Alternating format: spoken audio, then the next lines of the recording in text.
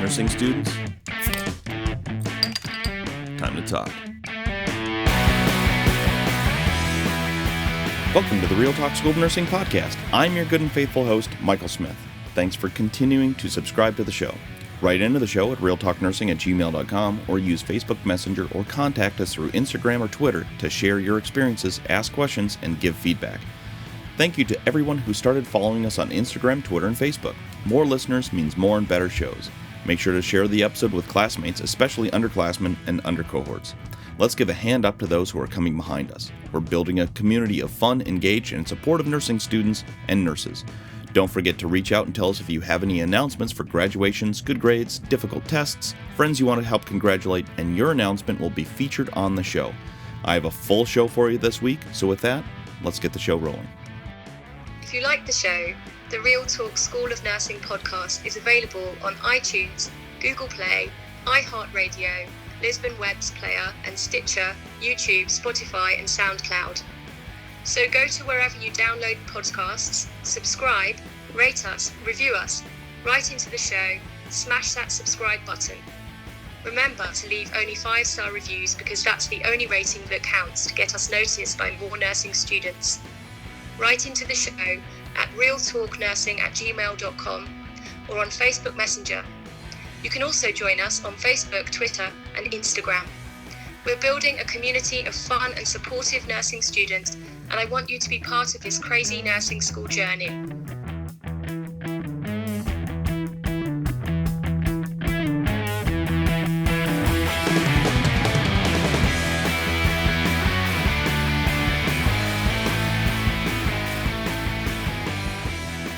What else do you know?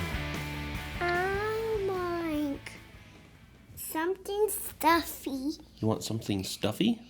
Yeah. Like what? With juice, and it would be Monkey. Whoa. Monkey's my favorite. He couldn't wear my bed all the time. When I get tired at my home, my monkey holds my juice. Every time. Every time? Yeah. Every time he holds your juice? Yeah. He's so silly. Is he? Yeah. He even walked and turned his head when I was asleep and faced this way. That is really silly. Yeah.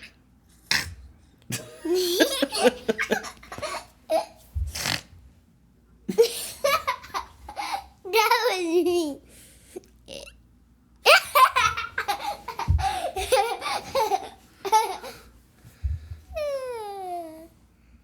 My favorite teachers is Mrs. S and Mrs. Bulky. Oh, yeah? Mrs. S and Mrs. I don't know what's my other one. That's okay. Mrs. S is the teacher who gets the bell and bring it to every kid. And when it's my lesson to bring a toy to school, they don't know what it is. Oh. When I bring my book there, I can show them my book. And I could read it when I show them. What kind of book? Oh, it's an animal one. An animal one? Yeah. It had puppies, cats, real cats who make green because they did it. They only make pink, yellow, blue, green. They make green too. Whoa. Making colors. That's crazy. What else? What other kinds of animals are in your animal book? Oh. It's, Are there monkeys?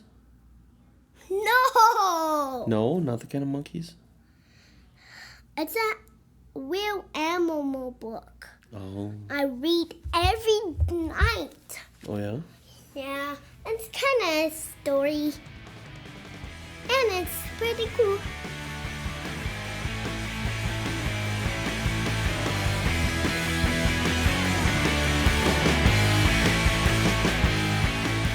God, that girl makes me laugh every single time. So let's start off with a prereq segment. So a student failed a prereq class, and it wasn't because they didn't seem to understand the content. It was because their head wasn't in the game. Their words, not mine. And I see this all the time. I've seen way more people fail out because of factors in their life than in the classroom. And usually the classroom and grades suffer because, personal and life management isn't being managed sufficiently. And that's one of the reasons the show exists. And that's one of the reasons I continually say that, there's more to nursing school than just content. Because it seems to be that there's a lot of other stuff that always interferes with nursing school, interferes with our ability to do well in nursing school, that really holds us back. In this case, I don't think it matters what resources they added to their study habits, because that's what they were really asking for is what else should they be looking at in order to get it. And it didn't sound like it was a content issue. It sounded kind of like they needed to relight that inner fire. And if you can just take a minute and remember why you get up early and why you stay up late studying and why it's worth a frustration, why you make the decisions like studying over going out with friends, and why you're making the sacrifice for nursing school, then we can really keep moving forward, and we can be continuously renewed, inspired, and motivated to face the challenges of nursing school. And that's why we don't quit. It's when your head's not in the game, you have to remember why you're there. Because it's not just to pass a class. It's not to just, there's no other reason that you're there other than to get to nursing school. That's why you're a Pre-Req student. That's why you're spending all this time and money and taking time away from friends and family to do this, is because you have a goal, or at least you should. And if you're just doing Pre-Reqs to just try to find out where you belong, there is nothing wrong with that. And you shouldn't feel ashamed if you don't know exactly what you want. There's a lot of people who take a long time to figure out what they want. I was 35 when I started Pre-Reqs. I think it was like 32, something like that. I think it was 2011 or 2012, and I didn't start nursing school until 2017. So it sometimes takes a long time, and I wasn't always able to take all the nursing classes all at the same time, or not all the nursing classes. I wasn't able to take all the Pre-Reqs all at the same time. I still had to measure out, because there is a factor of management that's there. And that comes up, that kind of brings us to our next segment here. I got another letter about, what classes should they take. And it's usually kind of towards the beginning of someone's academic career, where it's, A&P and micro, or A&P and, one of the other science classes. And I've seen a lot of these kinds of questions recently, especially the last 2 weeks, as people are getting registered for classes in the fall. And someone will invariably ask, should they take A&P2 and microbiology or whatever? And it's kind of the same thing that we talked about last week. Here's the short answer. You have to find a balance between building stamina and time management and earning good grades. And I think we need to find the balance between getting a good grade and learning and building the time management skills, task management skills, and stress management skills needed for nursing school.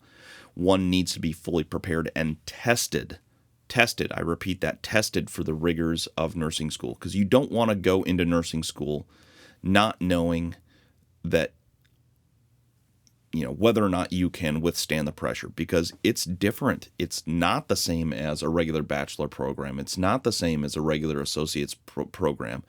It's not the same. And people who haven't gone through nursing school don't understand and will never understand what nursing school is. They might be able to see it from the outside and say, wow, that looks really hard, or you look really stressed, or whatever. But until they go through it, until you go through it, you won't understand the incredible amount of pressure that you're under in nursing school, literally down to the very last day of nursing school. That pressure never let up. And then, as I've said in previous podcasts, the pressure actually didn't even stop. It just changed once I graduated nursing school and then had to do the NCLEX. Then it's a different kind of pressure. And then once I passed the NCLEX, then you go to a job, and now it's real. So let me break this down, maybe try to explain it in a different way. And this might sound strange to some of you, but hear me out. In my spare time, my hobby is blacksmithing. And I think you can learn quite a lot from blacksmithing, actually. And not just learn stuff about the trade or the art or the skill, but I think there's some great lessons to learn from working metal. If you take a big piece of steel and you just start whacking away at it, and what's going to happen is you're going to break your shoulder, and more than likely you're going to fleck the metal. It's going to flaw and it's going to break. So what do you do in order to move that metal? What do? You have to put that metal in heat, and it has to be extreme heat. And then you can move it and shape it into what you want. But even after it's shaped, you're not done. Let's say you're making a blade or something like that. You need it to be hard enough to hold a sharp edge, but flexible so it doesn't snap. Adversely true, it can't also be so hard that it's brittle and crumbles under the strain, and it can't be so soft that it gets bent out of shape. So in order to do that, you put it through a few normalizing cycles, usually 3 or 4, which is an irrelevant detail at this point, but and then finally you quench it at the end. And I view these last steps as pretty critical. You have to normalize the structure inside the metal. You're literally reorganizing the molecular structure of metal when you do this normalizing cycle. And I see this as a time in a nursing student's journey where at the end of Pre-Reqs or at the end of nursing school, the student can look back and reorganize their lives, reorganize what they learned all through that time, and kind of make sense of what the last few years have entailed and how that fits together with what they're doing now. And then finally comes the quench. The final tempering is where you take that metal and it's hardened and can be sharpened for use. And that's really the only time it's really ready. You have to do that last quench. And I know that all of you are made of good metal. Otherwise, you wouldn't be pursuing a nursing career. But it takes more than good intentions, desire, and dreams to become a nurse and be prepared for a career as a nurse. So don't be so hard that you're brittle and snap, and don't get bent out of shape either.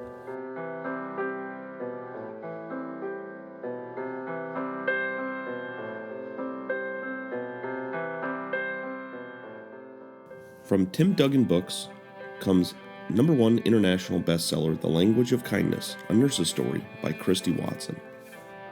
Available in softcover, as an ebook, and on audio from Penguin Random House. Christy Watson spent 20 years as a nurse in the UK, and in this intimate and powerful book, she opens the doors of the hospital and shares its secrets. She takes us down hospital corridors to visit the wards and meet her unforgettable patients. All of us will experience illness in our lifetimes, and we will all depend on the vital care and kindness that nurses offer us. Yet the people who form the vanguard of our healthcare system remain unsung, at least in the UK. In this age of fear, hate, and division, the language of kindness reminds us that we share and have an urgent need for compassion.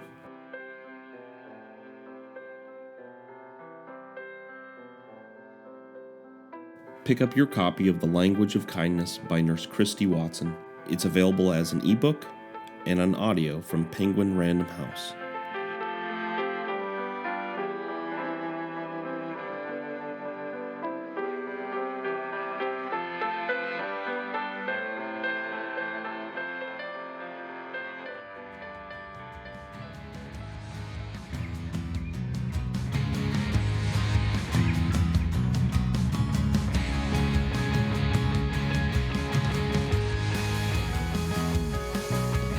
listening to the Real Talk School of Nursing podcast with Michael Smith. So let's start talking about the nursing school segment. And someone wrote about how, where they should apply. One option was a teaching hospital, and another one was a small nearby regional hospital to get a job at while they were going to school, working as a CNA or something. And when I started at a small hospital as an ED tech, I kind of had it in my mind that I'd be able to work there as a nurse after I graduated. But as I started getting closer to graduation, I kind of started thinking that before I came back to that small hospital or came to that hospital, I should have some different experiences that would add something to the experience pool. I mean, I was gaining knowledge all the while through nursing school and, working as an ED tech, and I was able to apply some of it within that scope of practice, but there was a lot of stuff that I wasn't able to do, and because of the different job focus, I wasn't able to really fully apply things that I was learning. And there's just a different focus. You have to be able to just focus on just your job. It's really nice to be able to observe someone else doing a job that you want someday, but really you really do need to do a good job doing your job and not looking at someone else's. But that's just my opinion. But I digress. So, other than nursing school, I wasn't bringing much more to the table. So, I wasn't bringing policy and procedure from another hospital. I wasn't bringing in a different perspective as far as triage goes. I wasn't bringing a different perspective as far as the number of traumas or the level of acuity or the volume where you're bringing something different. You're bringing some different experience other than what already exists at that hospital. And so I would, I would have loved to have been, a short 10 or 15 commute away from working as a nurse, instead of the 45 to 55 minutes of driving that I do now, as well as the somewhat frustrating experience of having to drive right past the hospital I used to work for. I think gaining the experience at a larger, busier hospital is valuable. And, and it kind of depends on where you're at. I mean, if you're just looking to get a job as a CNA, go for the local place. I mean, they're going to know you. And if you're within the same hospital system, if you're applying to some place as a senior nursing student, you're applying to some place that's within that same hospital chain, those two managers are going to talk to each other. At some point, they're going to talk to each other, and if you have a good reputation at one hospital, that's going to follow you into the next one. And if it's and even if it's not, if you have a good relationship with your manager, you have a good relationship with the nurses on your floor, the other techs or the other CNAs on your floor, that's going to follow you, and you can use those people for references, and you can be references for them. So all of those things are in place. So, I think, let's say I was looking at working in a med-surg floor instead of on a specialty floor, for example. My answer might be a little bit different. I think if I had been looking at a med-surg position as a nurse at a small hospital versus a large hospital, I might actually opt for the smaller hospital where I can learn the system at a slightly less panicked base. There's probably a little bit lower acuity patients at the smaller hospital, and so you can kind of wade in. That's not really a good way to think about it, and that's unfair to smaller hospitals because they're not staffed to the same level either. So I'm not saying that you're not going to be as busy. That's unfair, but usually higher acuity patients go to larger, higher level trauma centers, and if you're at a small local hospital, you're still going to have sick patients, and you're still going to be busy. And I'm not taking anything away from small hospitals. That's where I grew up, in the healthcare system. And I worked very, very hard. And I know the nurses and other CNAs and other techs worked all, to my left and right. They worked incredibly hard too. So don't take it that way. But if I was looking at a med-surg position, I might actually go to the smaller system and then want to go up to a larger system eventually. Maybe, if that's what I wanted. But, it depends on where you are in life, and it depends on, that work-family balance. It depends on where you are. Are you single? Are you married? Are you married with kids? Are you a single parent with kids? All those things have to do, factor into that decision. But if I'm looking for a specialty floor, if you're looking to go into OB, or you're looking to go to, into the ER like I did, something like that, then I think that's completely reasonable and probably smart, I think, from my perspective, to go into a larger hospital, a higher level trauma center, and get that experience. And you are going to get forged.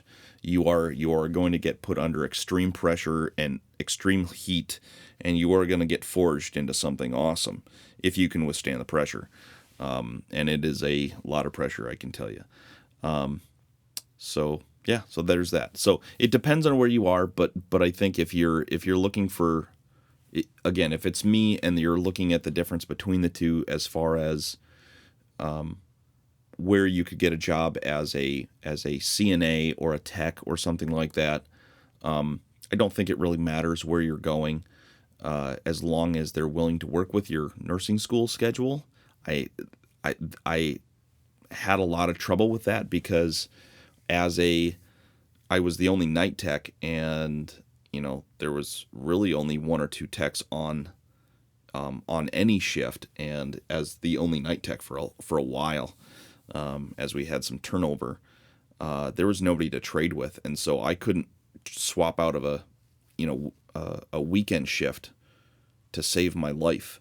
We would have classes on Friday night, and then I would have classes sometimes or a lot of times in that first year on Saturday mornings. And so it was really hard, like every second or third weekend, I can't remember what it was at this point, but every second or third weekend where, we'd have classes or clinicals on a Friday, and then I would have to work the overnight on Friday, and then I'd have to drive into the metro area to go to school from 8 to noon. It was like a 4-hour block of class on a Saturday, and then try to go home and sleep, and then get back to work at 7 p.m.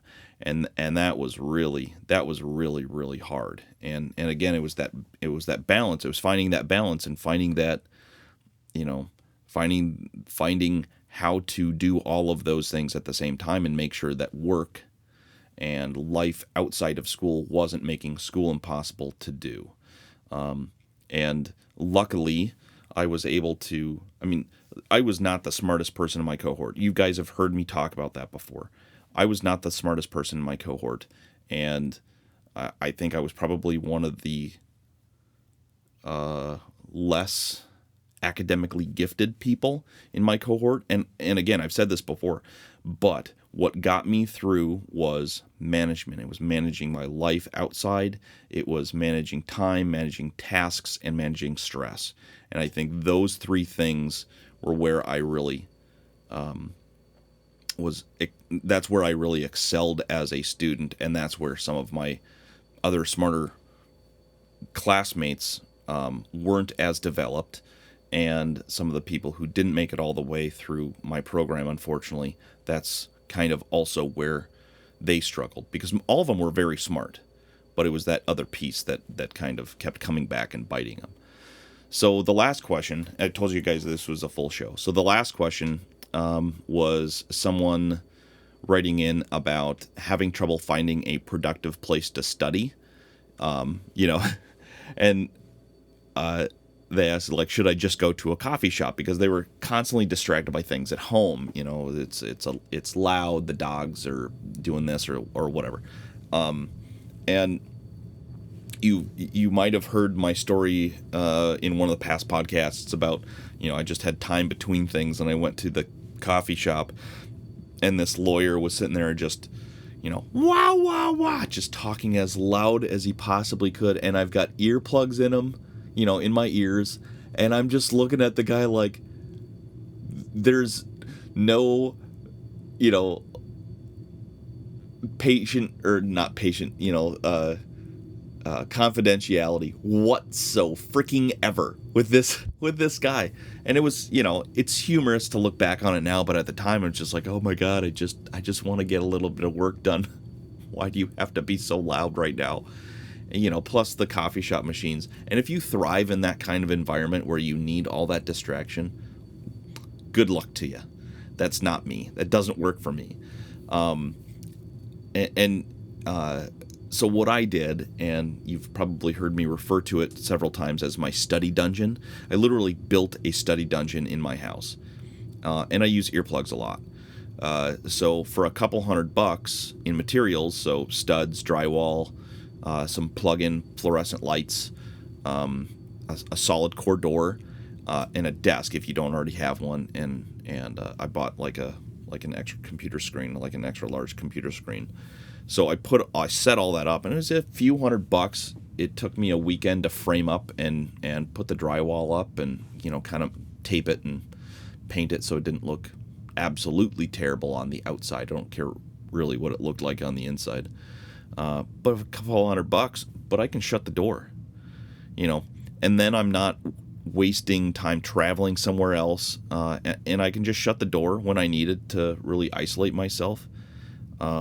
And there's no temptation to buy coffee, snacks, chat with people, all that kind of stuff. So I think there are some really nice advantages of being able to study at home, but having the ability to close yourself off to a certain extent, I think is a really good idea, and I think it's something that you probably should try to do before you go off and try to use somebody else's crappy internet at a coffee shop, unless you're using like a VPN or something like that, so you're not opening yourself up to hackers who are using public Wi-Fi or unsecured Wi-Fi to hack into people's stuff. It happens, and especially in large metro areas. But anyway, before you go off and do most of your work in a coffee shop, look at the local libraries. There's usually nice study rooms. Sometimes they're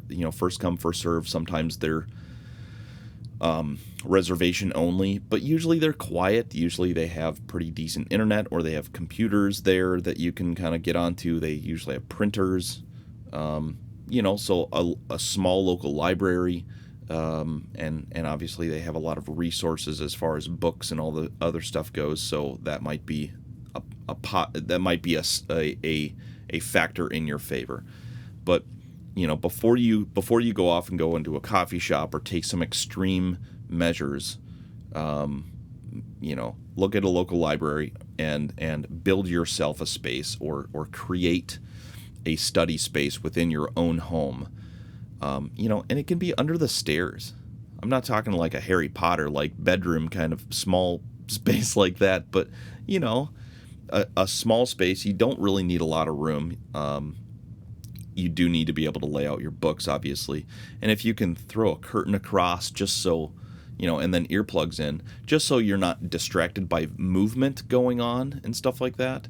And having a conversation if you are a parent or, you have, parent, obviously you're a parent if you have kids. But if you have kids or,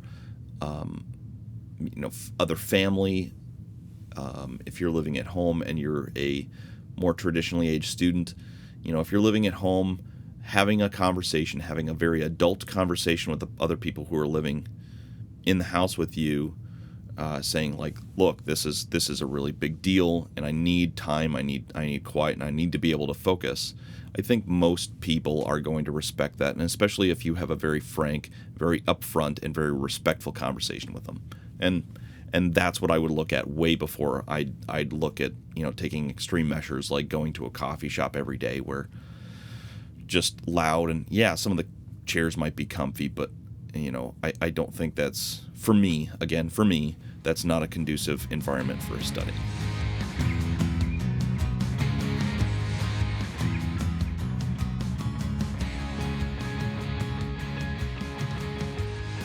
You're listening to the Real Talk School of Nursing podcast.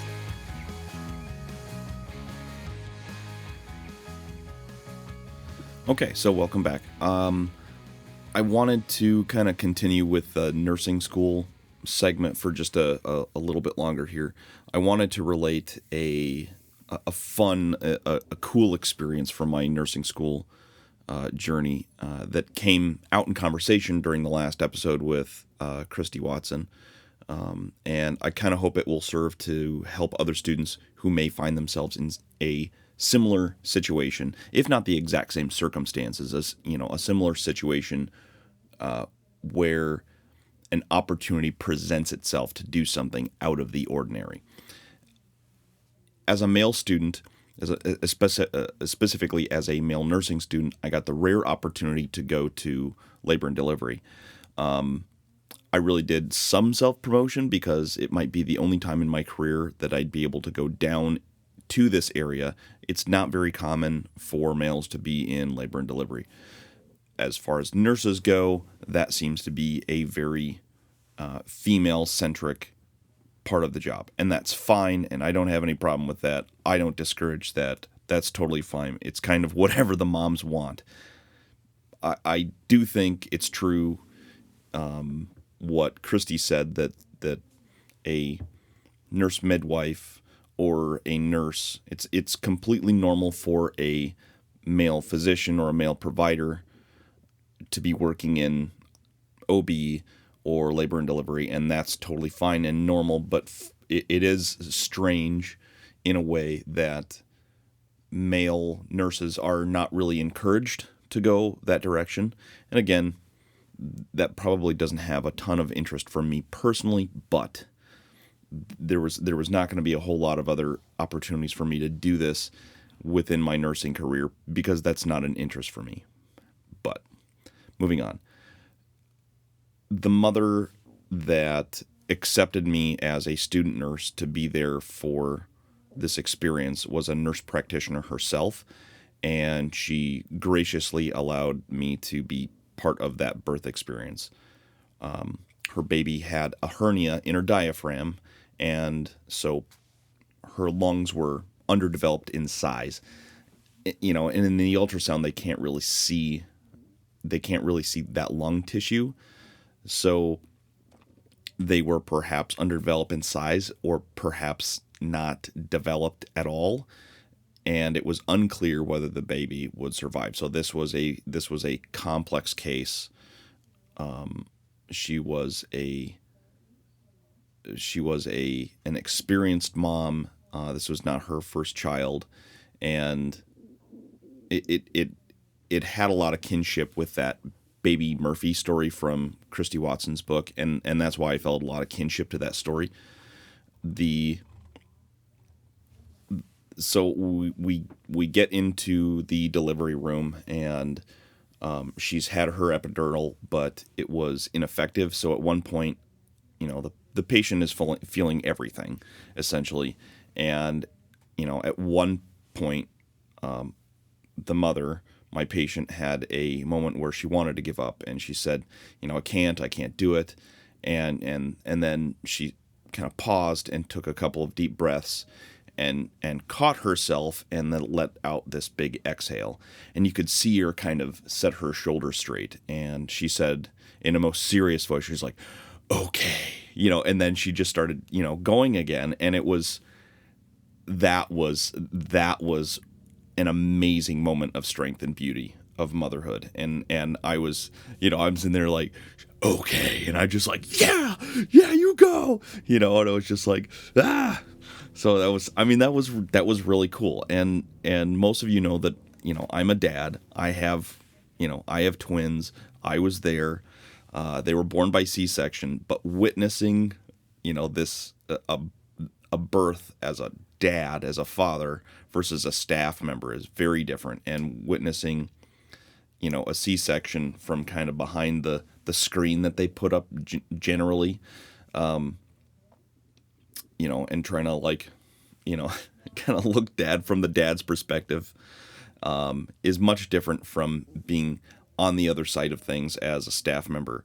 And it was fascinating, and it was beautiful, and it was something I'm really glad I did. I'm very proud that I was there for.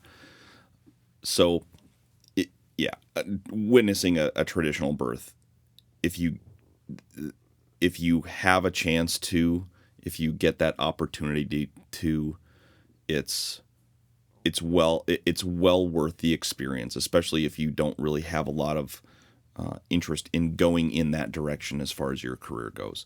But the baby came, and I was so caught up in the success of her birth that I had completely forgotten about the hernia and the condition it caused. And they whisked her away and they intubated her, and I'm like, oh, what happened? They're like, oh yeah.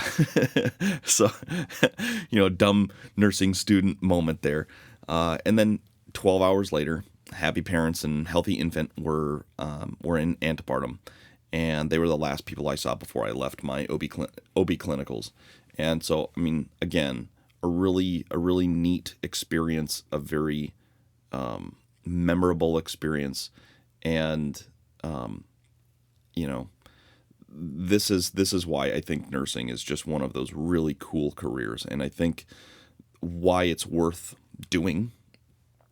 And nursing school can be filled with amazing and unexpected experiences, and you should take those opportunities as much as you can, regardless of whether or not you know where your interests lie. Let your nursing school journey also be an adventure. Are you tired of the same old badge reel? Do you have to wear the same scrub color as everyone else?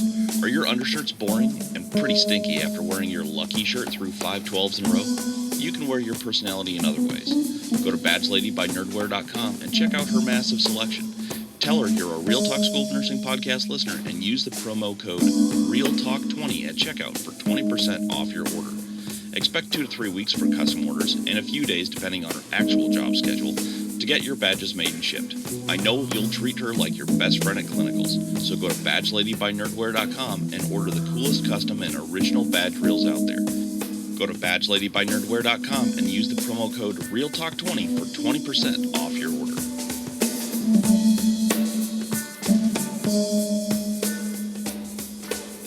So, what's it like working as a new nurse on a specialty floor? So, in my own experience thus far, it's really crazy getting dropped into this environment of insanity. So, the pace is something that you have to learn how to handle on top of getting all the charting done, figuring out where all the resources are, etc. I've already told you guys about how in my first couple of shifts, I probably took at least a dozen extra laps around the department because it's so large, and it's like 4 or 5 hallways, and I'm not making excuses. It's confusing.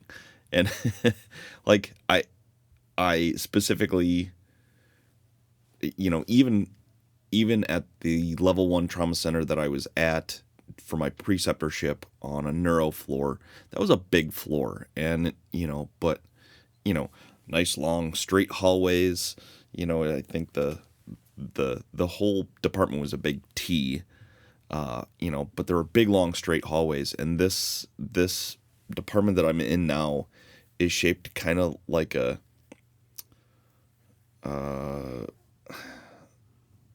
trapezoidal figure 8 with 3 or 4 hallways, and then a closed off locked mental health suite that's got 4 or 5 rooms or whatever in it too. So it's a confusing place, and I'm not making excuses. Like it's crazy.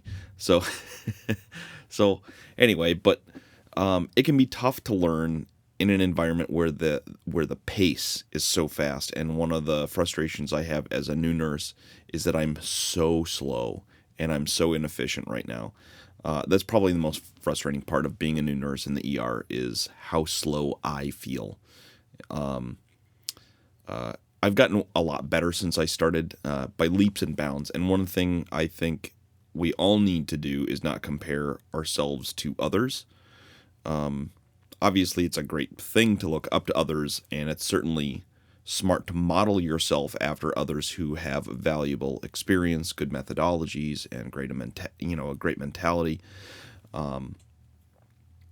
But comparing yourself to others in some ways can be pretty, not unhealthy, but a little bit unhealthy. And I think that's okay to say.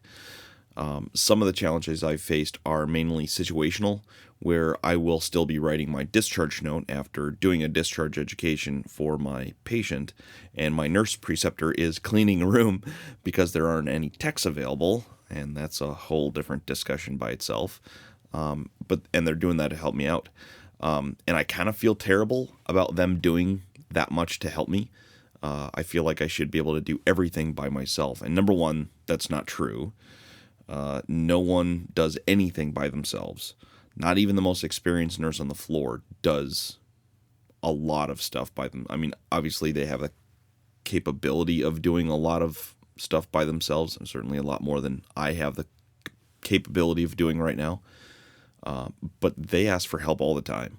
I see that all the time, and that's not, that there's no shame in that, I don't think. But my preceptor is helping me do that so I can focus on the skills that are going to be the most valuable for me being an independent nurse. So they're in there cleaning a room, and before I know it, a new patient is coming back, and I still haven't technically discharged the other one that just left, and there are still 60 people in the waiting room, most of which have been waiting at least 2 hours, and many of which have been there for over 4. So it's, arrival after arrival, and thank goodness the triage is doing a bunch of the work at the very beginning. A lot of times, some patients will have their blood drawn already for, basic labs as part of the quick look triage section. And they do some amazing work. But even with that, someone comes in and they have like a really vague pain as their chief complaint. And it would really help to go back and look at their history. But God help me if I can find the time right now to do that. I'm just not there. And yeah, I'm taking on the full assignment, which is 3 to 4 patients. And yes, I could definitely ask to go to a partial assignment, but as an individual, I cannot. I will just grit my teeth and give myself a daily dose of chastisement until I'm fast enough that I'm satisfied, which will probably be never. I'm probably never going to be satisfied. I'm always going to be very, very self-critical when it comes to tasks and speed and efficiency especially. But I'm learning a lot, and I don't want to make it easier for myself. That's not how I learn. I want to get faster because I must. I was the kid who jumped into the deep end and learned how to swim because I had to. And every time that I don't get something right or I'm not fast enough, I swear at myself, and I swear to myself that I will do better on the next one. And like I said before, like one of the mistakes that people make, I think, is comparing themselves to others. I do it too, but I do it in a way to motivate myself. For example, I'll see my preceptor, who is awesome and shares a lot of wisdom with me, do something, and of course I compare myself to him. And even though I think to myself, wow, I suck. But I also feel a determination that I will do better. But the mistake is when we forget to compare ourselves to ourselves yesterday, because people have different talents and skill levels in a lot of different areas. But who has the same skills and talents as you? You, especially yesterday you. And I think that's who we should be comparing ourselves to, is today you better than yesterday you. And I can tell you from where I started now, I am a completely different nurse. I'm way better in many ways than I was when I started.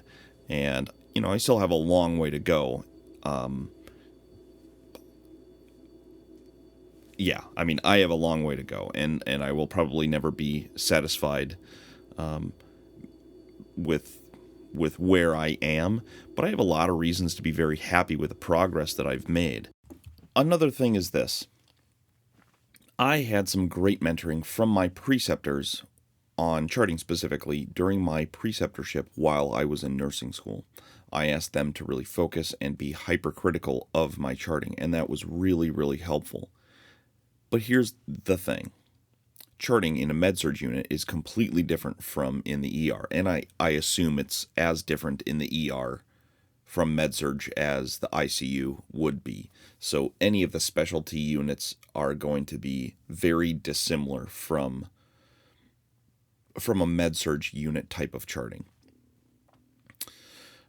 But more so, every hospital system charts a little bit different. I've noticed that there are a lot of different reporting add-ons that, from my preceptor hospital to the other hospitals that I had my normal clinicals in, which was different from how I charted as an ER tech at the hospital that I worked at.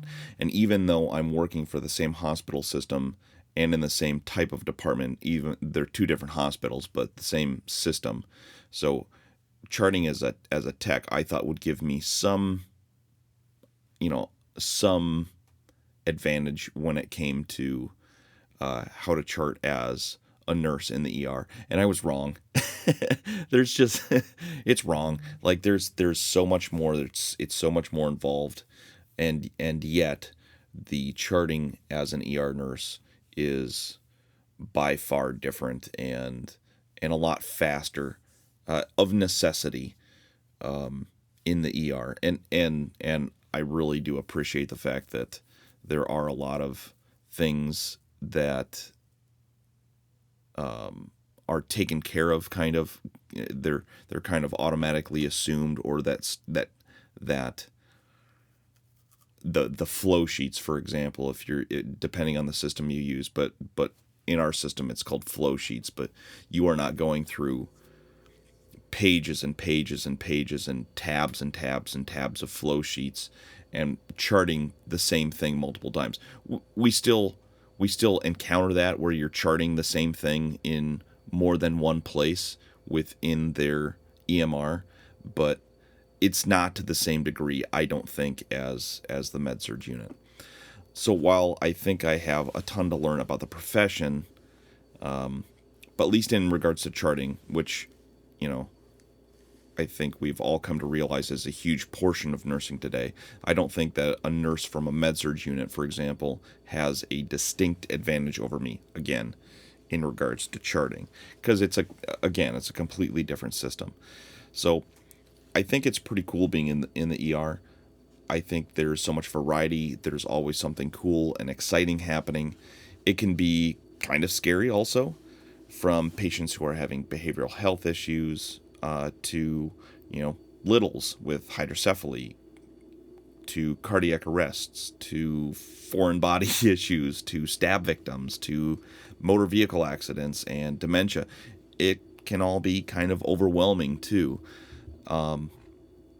So I do what I can to just keep up. I work really hard, and I keep my caffeine close for sure to make sure that I don't slow down the entire shift. And I think if you're interested in going into a specialty unit, as long as you're working hard, small mistakes are pretty forgivable, and nobody really cares if there's a knowledge gap. Because baseline, someone with a year of experience or someone with 5 years experience or even more still have knowledge gaps, because rules and procedures, protocols, and personnel are continually going through change, which means that you must change too. So everybody's trying to keep up. Everybody's trying to go through change and striving to be better. The thing is that what makes an experienced nurse so valuable is that they've been through enough change where they can roll with it a little bit better. They have the experience to say, to add, this is a smaller piece of knowledge. This is a smaller piece of their kind of procedures that they go through and have gone through in their lifetime professionally. And if you've been there for 6 months and for 3 months you did something one way and for 3 months you've done things another way and then they're changing it again, well, those are huge proportional changes in procedure for you versus someone who's been there for 2 years. They've been through many different changes and many different things. So it's probably smaller changes overall, in the grand scheme of things. But I think if you want to get into a specialty floor and have the opportunity to, go for it. I don't think there's a downside to it. If you have the opportunity and you're interested in doing it and there's like a new grad program or even if there isn't, and you go to interview with the manager or you get an interview, period, and you go and have a great conversation with the manager and have a great interview, and they're willing to take you on if they think you're competent enough and they think that you have the right attitude and the skill prerequisites or have the ability to learn the skills that they want you to learn, go for it. You don't have to start in med-surg. Now, to caveat that, and this will kind of be my last thought on this anyway, is you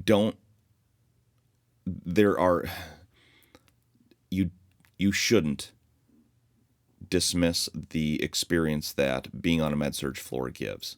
There are very obviously a lot of very amazing nurses who work on med-surg floors, and it can be and even among med-surg floors, like you can have floors that mainly focus on GI issues or renal issues or neuro issues or there's this kind of step down, there's that kind of step down. You can have a cardiac step down unit and those so you're still kind of specializing, and then floors kind of specialized too, and that kind of seems just the way it is, especially at larger hospitals in the area that I live in anyway. And maybe it's different for you. I'm not claiming omnipotence in there, but you have a lot of different opportunities and you have an extreme wealth of knowledge. So if you want to go to a CVICU, then focus your attention on a cardiac step-down unit. There's nothing wrong with that. And that'd be a great way to get in there.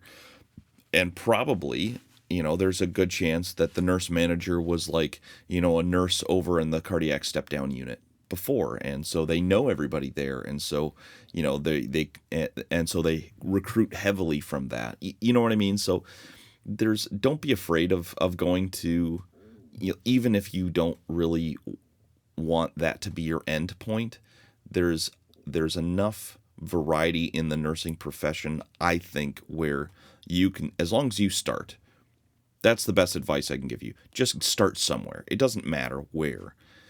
You're going to learn a lot of skills, you're going to learn a lot of routines, you're going to learn charting, you're going to learn how to withstand the pressure of that constant movement for 8 or 12 hours, or if you do a double, there's been a bunch of nurses on my floor in the ER who have done like doubles, so they're pulling 16s, and that's just, that's a lot of pressure, and that's a skill and something that probably needs to be developed over a long period of time, and you can develop that anywhere.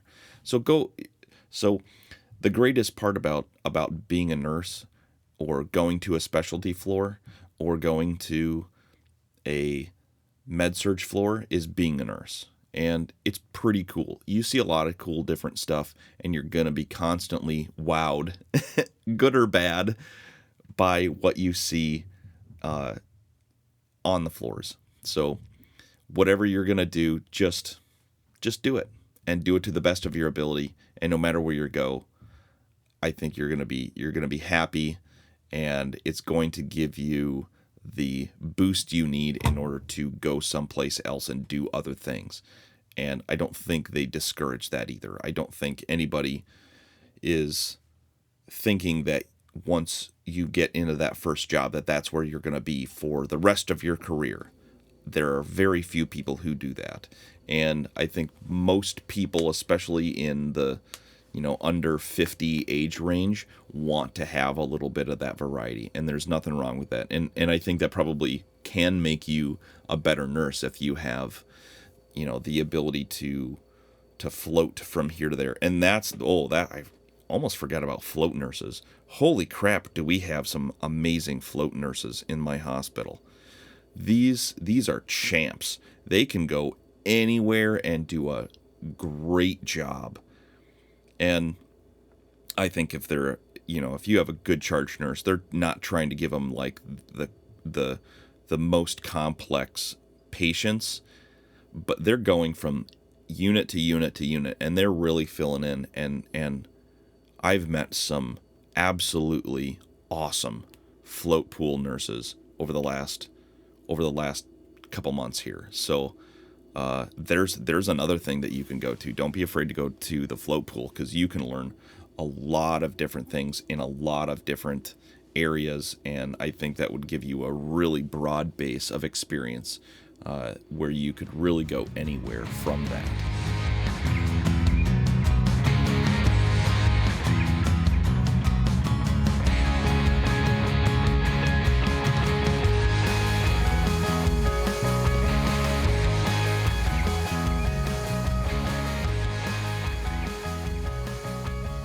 So welcome to the last little segment here. This is about NCLEX prep. So they wrote in about taking the NCLEX in about 2 weeks. They'd taken 6 weeks off overall to get ready, and they didn't feel like they had accomplished anything in the first 4 weeks. And they'd studied every day for at least 2 hours. And they don't really feel like they know anything, and they don't feel like they were prepared well for the test.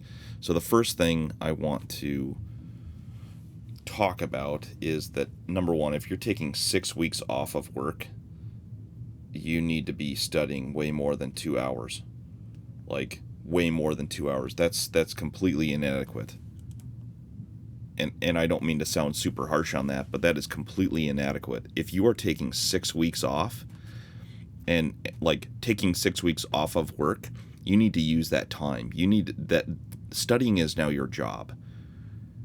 8 hours a day, and it doesn't have to be straight through. You can start at 8 o'clock in the morning and study till 10, and take a half hour or 45 minutes off, and then get going again and study for another 2.5 hours. Take a lunch break, for an hour-long lunch break, and then go for another 2.5 hours. Take a dinner break, or something like that, and then study for another couple hours. But you should be studying a significant portion of your waking hours. There is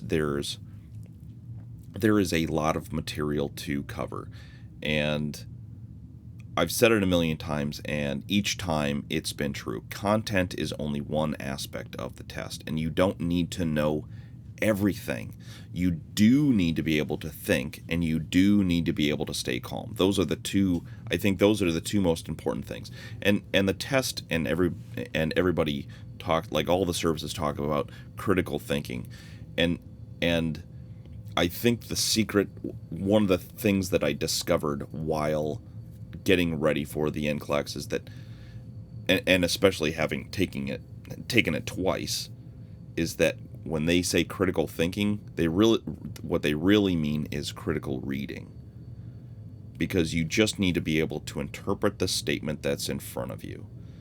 There were a bunch of questions where I'm reading it, and if I had been rushing, if I had read through it just one time, I would have thought the question was about this. But because I spent a significant amount of time studying the questions and the types of questions and kind of understanding what they're trying to get at, it was like a map was opened up in front of me, and I was able to understand what they were looking for.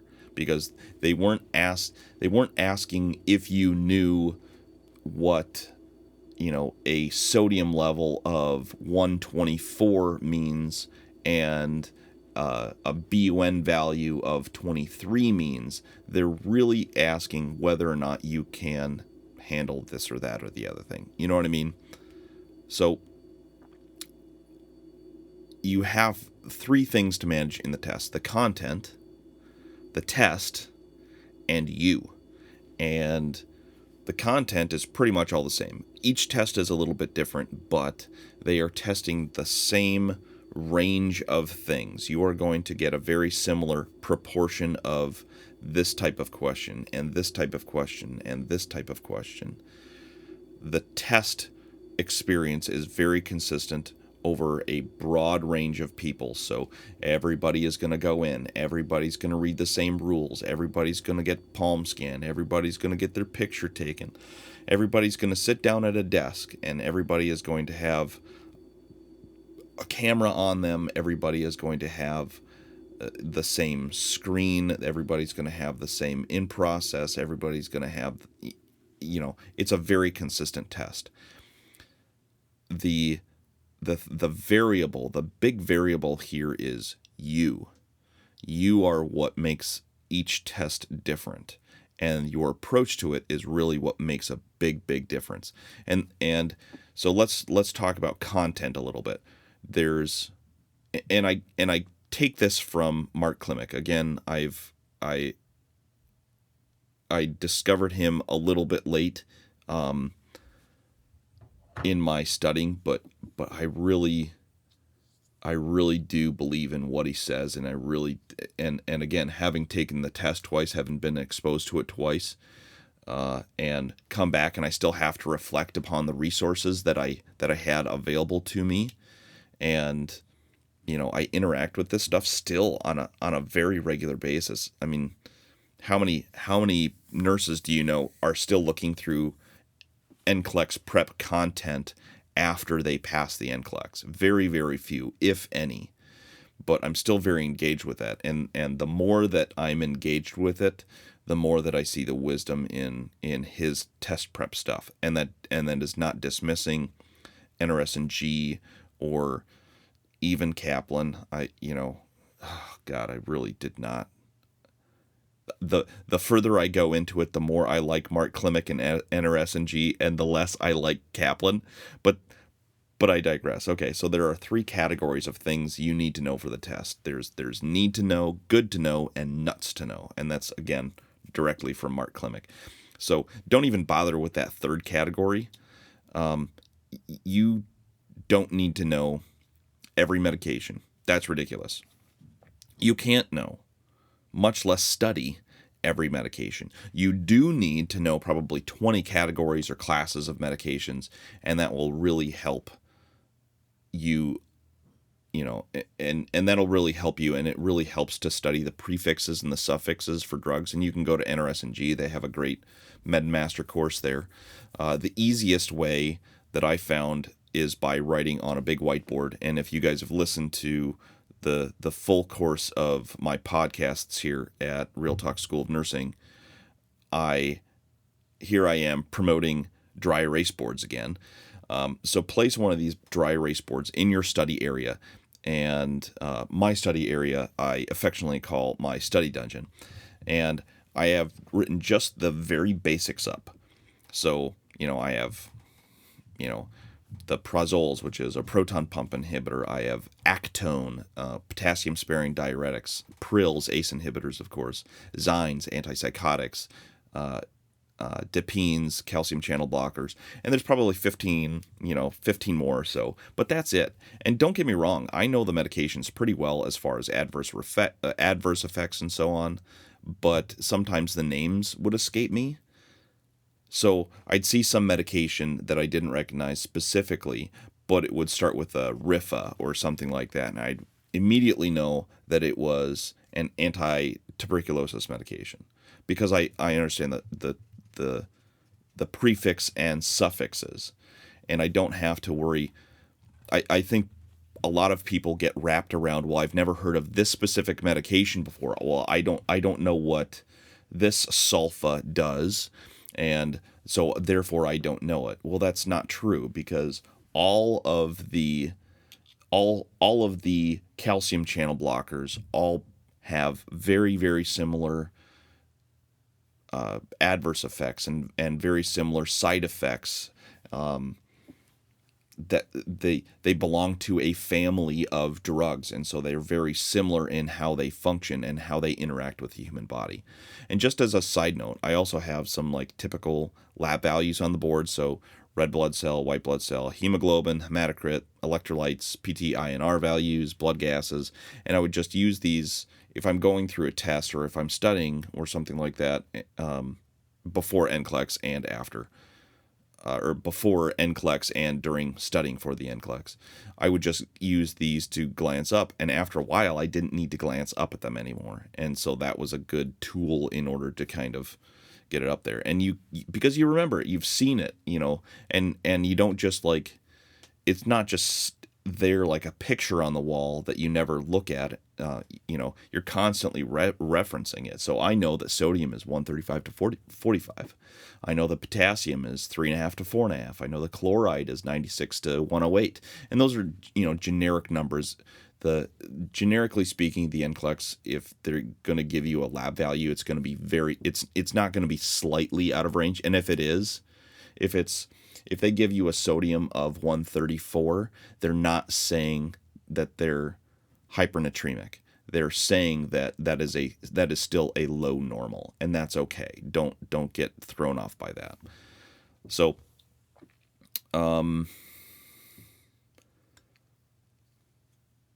yeah. So the thing is that if you are studying, if you are getting ready for the NCLEX, the thing that you need to manage is you. The content, if you've been studying for 6 weeks and you've been doing a pretty good job, even if it's 4 or 5 hours a day and not 8, if you've been studying for 4 or 5 weeks, you probably have a good base of the content in order to test. It was awesome being back with you today. Thanks for listening and helping me keep this podcast rolling. There's more to nursing school than just content. This podcast is all about the stuff they don't teach you in nursing school. Remember, in nursing school, the only easy day was yesterday, but we can get through this together. This Real Talk School of Nursing podcast is a Real Talk production. This podcast is dedicated in loving memory of my Grandpa Jack. Yes, that means I've lost 2 grandpas this month. Semper Fi, Grandpa. Sic semper tyrannis, facta non verba. Good night, Steve Cannon. Wherever you are. Annyeong, Kasayo. Now you go home. If you like the show, the Real Talk School of Nursing podcast is available on iTunes, Google Play, iHeartRadio, Libsyn Web Player, Stitcher, YouTube, Spotify, and SoundCloud. So, go wherever you download podcasts, subscribe, rate us, review us, write into the show, and smash that subscribe button. Remember, only leave 5-star reviews. That's the only rating that counts to get us noticed by more nursing students. Write into the show at realtalknursing@gmail.com or on Facebook Messenger. You can also join us on Facebook, Twitter, and Instagram. We're building a community of fun, supportive nursing students, and I want you to be part of this crazy nursing school journey.